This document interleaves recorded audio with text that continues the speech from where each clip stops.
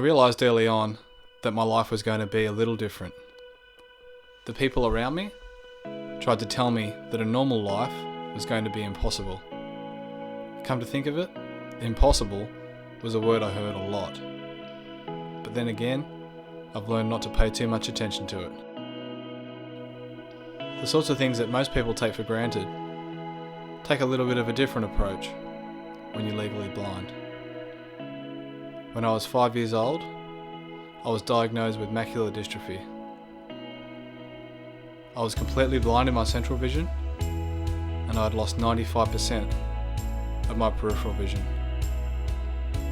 To imagine how I see, put your fists up in front of your eyes to block out all of your central vision, and then imagine that 95% of the clarity is gone from your peripheral vision. The experts confronted my family and I with a projected outlook of my life, which would include no sport, a severely limited education, and career aspirations out of the question. We chose not to hear that so-called expert advice and decided to create our own reality. So it turns out that my world's a little bit different to your world. It turns out that my challenges are a little bit more fundamental than yours. Most people seem to think that an overly strong latte is a serious problem to their day. I'm happy just to get the cup into my hand in the first place. To be honest, just getting to work can be a hassle when you can't see the train, the platform, or the gap that lies between. And that's what this is all about. How do you face your challenges? What do you see as your limits? And are those limits real?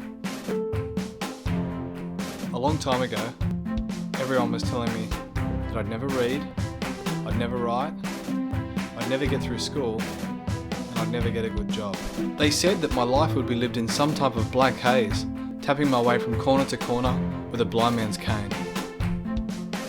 That latte is looking a lot less important to you every minute, right? It's all about how you see things, or in my case, how you don't. Where most people see limits, I see a glass ceiling ready to smash. Where most people see barriers, I see something to leap over. It's not that I'm particularly special.